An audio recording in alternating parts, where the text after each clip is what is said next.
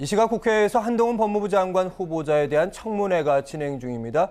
먼저 한동훈 후보자의 모두 발언 들어보시죠.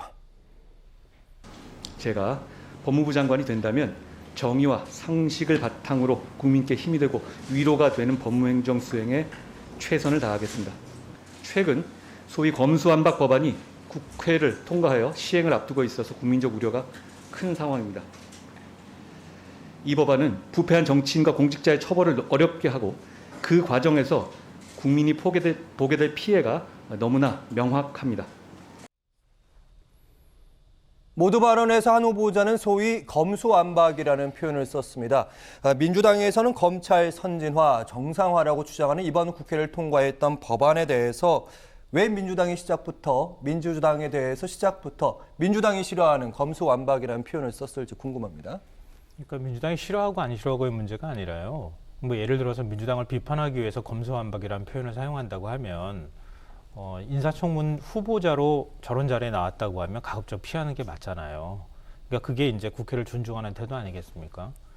그러니까 후보자 입장에서 토론회를 하러 나온 것이 아니기 때문에 일단 국회의원들을 존중한다는 차원에서라도 논란이 있는 표현을 가급적 좀 자제할 필요가 있었는데 뭐 모두 발언 시작하자마자 검수완박 잘못됐다 뭐 이런 식으로 대놓고 얘기하고 있잖아요. 이게 과연 후보자로서 적절한 태도인가? 그러니까 당장 민주당에서 오만하다 이런 얘기가 나오지 않습니까? 또 그런 부분에 대한 것들을 좀 얘기할 필요가 있을 것 같고요. 뭐 이른바 검수완박이라고 하는 표현 자체의 문제라기보다는 저는 검찰총장 후보자로 나오면 검찰은 이런 입장입니다. 뭐 제가 그렇게 생각합니다라고 하는 게 얘기가 될 수 있겠으나 법무부 장관 후보자잖아요. 검찰총장이 아니라 법무행정을 총괄하는 위치에 있는 사람이에요. 그러면 검찰의 입장을 그대로 옮겨가지고 검찰의 입장을 마치 옹호하는 듯한 이런 얘기를 하는 것은 검찰총장 후보자로서 거기에 대한 질문을 받았을 때 하는 얘기지 법무부 장관이 모두 발언을 통해서 자신의 입장을 확고하게 밝히는 이런 것으로서 과연 적절한 태도인가 이런 문제를 지적하지 않을 수 없고요. 뭐 좀 이따 또 얘기를 하겠지만 정의와 상식의 바탕을 두고 있다 이렇게 얘기를 하고 있는데요. 한동훈 후보자가 과연 정의와 상식을 얘기할 자격이 있는지 이 부분에 대해서 좀 이따 또 다시 한번 얘기했으면 좋겠습니다. 네, 오전에는 관련된 법안들, 특히 검찰 수사권 관련된 법안에 대한 명칭을 어떻게 할 것인지 이 문제에 대한 얘기들도 많았었는데 정말 핵심 쟁점은요, 사실은 자료 제출에 대한 요구였습니다. 이러이러한 자료 제출하지 않았다 따지는 분위기였습니다. 저도 오전 내내 그걸 보고 있었는데 자료 가지고 싸우더라고요. 항상 자료 가지고 싸워요.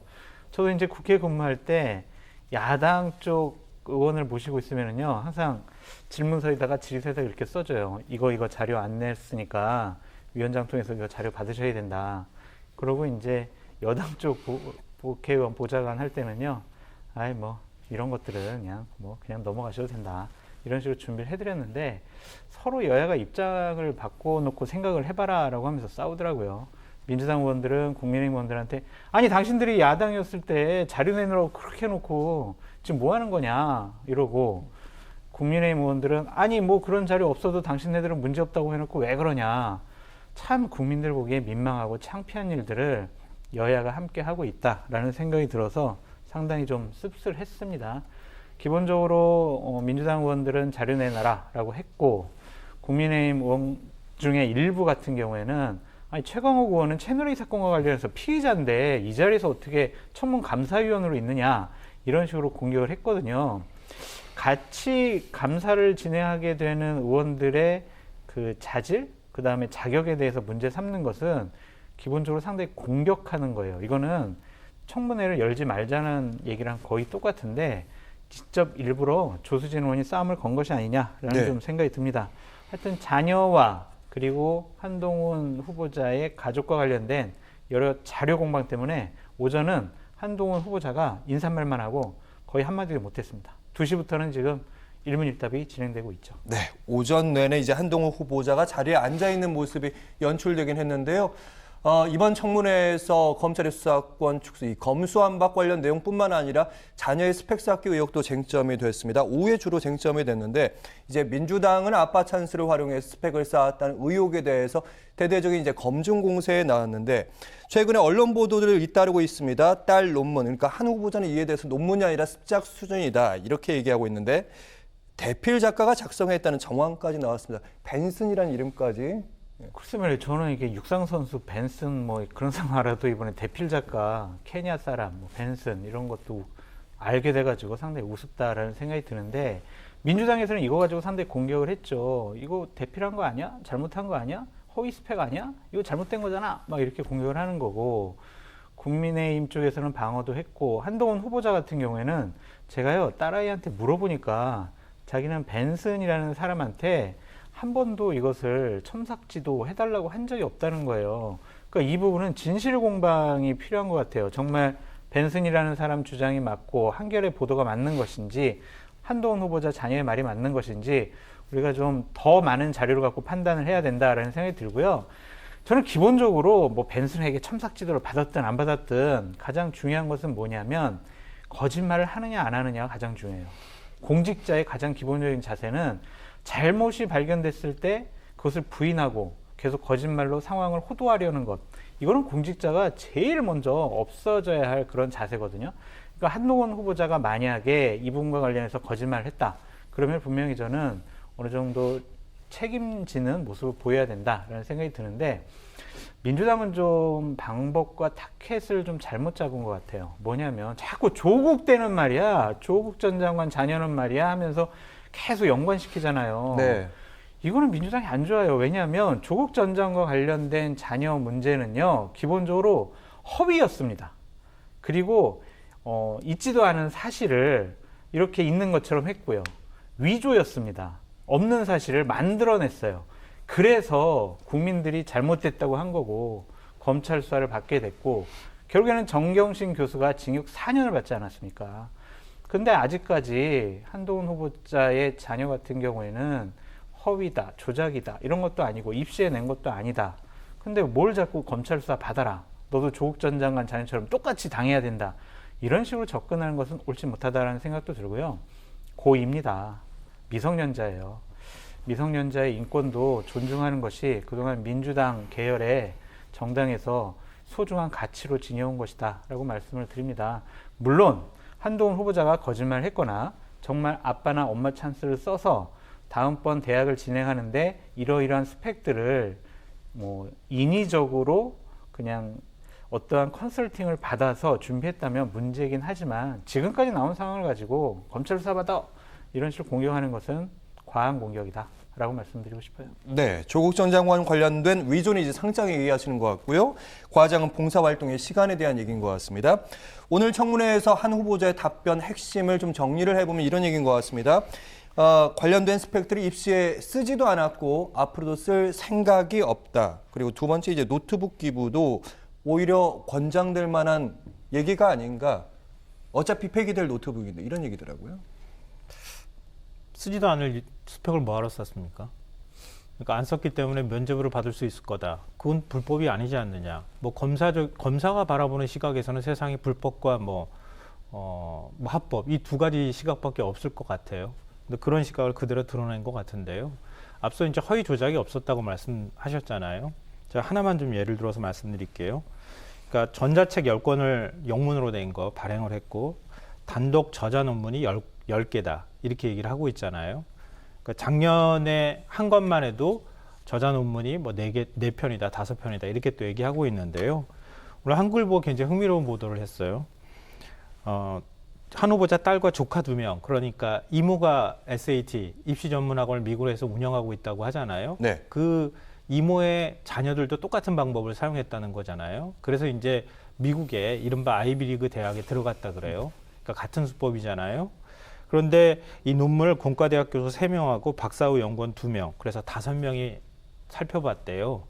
비상식적이다 이런 결론을 내렸다고 하는데요. 왜 그러냐면요.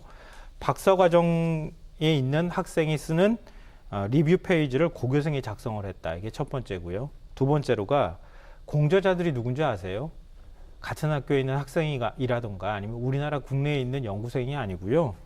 방글라데시, 그리고 중국, 카자흐스탄 소재 대학에 재학 중인 석사 과정이에요.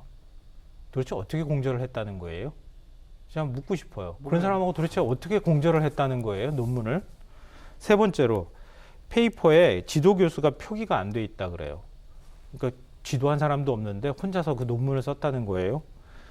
돈만 내면 게재할 수 있는 약탈적 학술지나 수준 낮은 컨퍼런스 학회에 다수의 글을 낸 것도 상식적이지 않다. 이렇게 요약 정리를 했더라고요. 놀라운 능력 아닙니까? 좀 깜짝 놀랐어요. 그러니까 조국은 조족지혈이구나. 그러니까 우리 사회에선 몇 개의 계급으로 분류할 수 있구나. 저는 조국 절대 옹호할 생각 없고요. 비판적인 입장을 밝혔던 사람 중에 한 명이거든요. 그러니까 국민들이 생각하는 대한민국에서 가장 공평해야 될 교육시장에서조차 불평등이 있구나. 이건 사다리라고 하는 계층 신분 상승의 사다리가 사라진다는 거기 때문에 굉장히 심각하다고 얘기하잖아요. 그러니까 개천에서 욕나지 않고 개천이 따뜻한 사회 만들자고 조국 전 장관이 SNS에 글 올린 게 얼마나 화제가 많이 됐습니까? 자기는 그 개울을 따뜻하게 만들어 가야 된다고 얘기했던 사람이 자기는 특권하고 반칙을 이용했던 거 아니냐 이렇게 얘기했던 건데요. 조국 전 장관은 자기 엄마가 있으니까 법원 판결을 기준으로 말씀드리면 엄마가 자기 딸 어떻게든 상장 받게 해주려고 상장 조작했다고 치죠.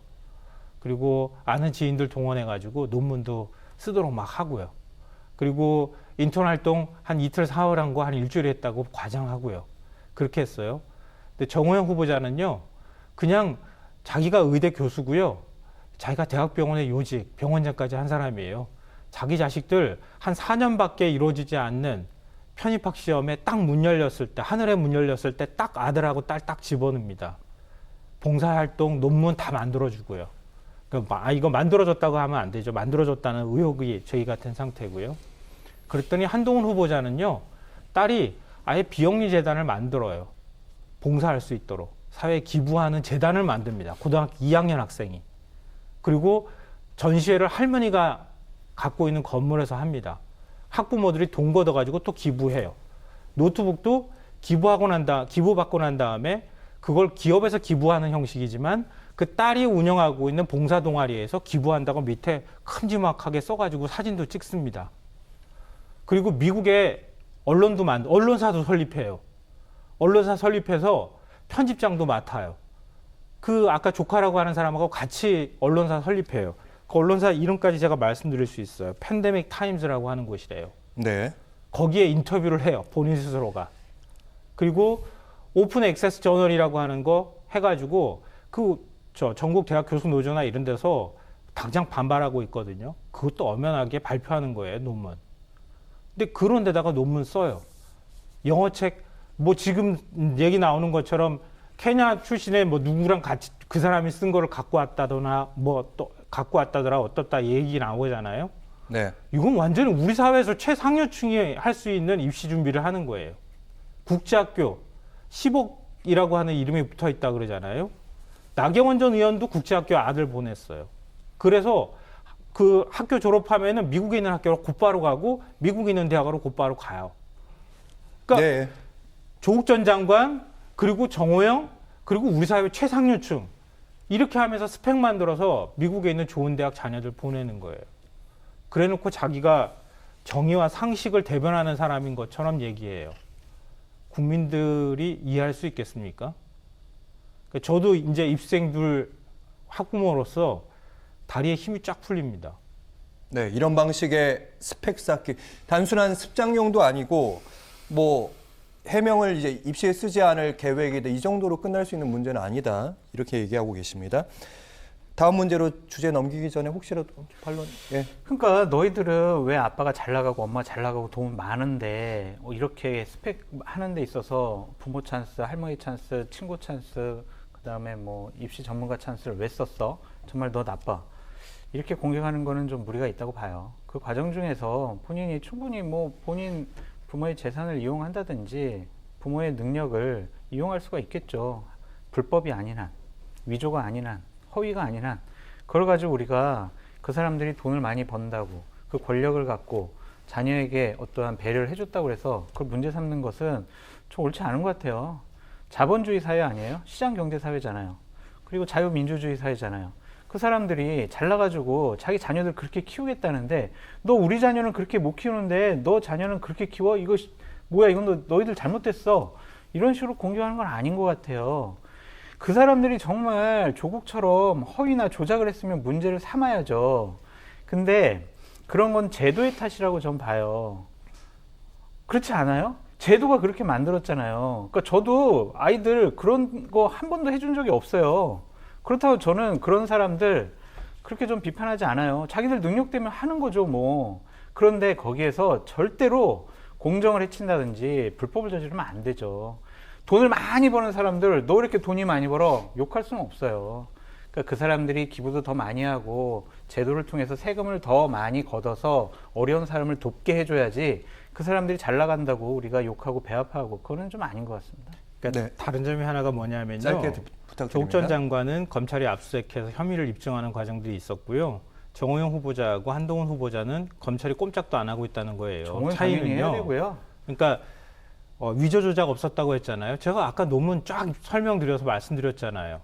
그거 예를 들어서 학교 생기부나 이런 데 한 줄이라도 올라가면 그 업무방해라든가 당장 위법되는 좀 거예요. 조사해야 된다고 봐요. 네. 안 제출 안 하잖아요. 해야죠. 우리 딸 보호할 자격이 있다고 하면서. 해야죠. 그러니까 그런 부분에 대한 차이를 말씀드리는 거예요. 기본적으로 법의 잣대를 좋아하기 때문에 법의 잣대로 보면은 그렇다라고 제가 말씀을 드리는 거고요.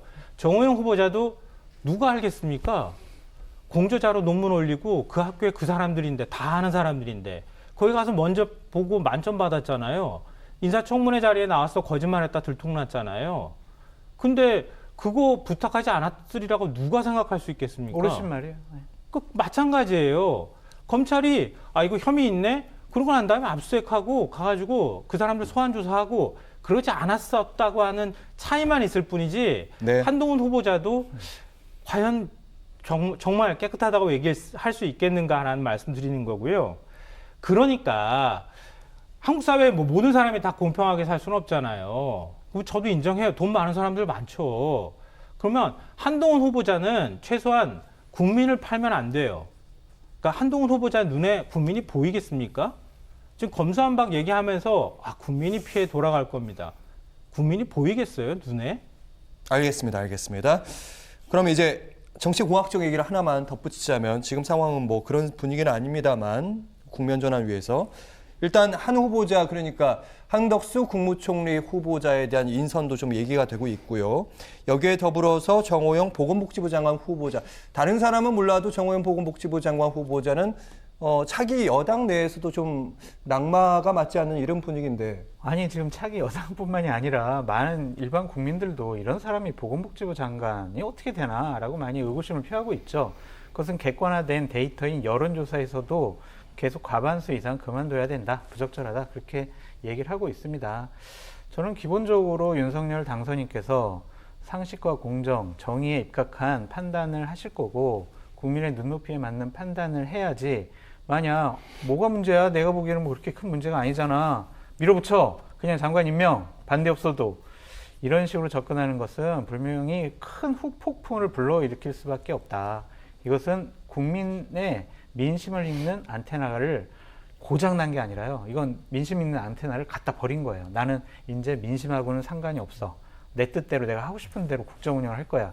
이런 선전포고거든요. 제발 이런 일은 벌어지지 않길 바란다 라고 말씀드립니다. 네, 지방선거에서 안 좋은 결과를 이어질 수 있고 앞으로의 국정 운영과 관련이 있다는 말씀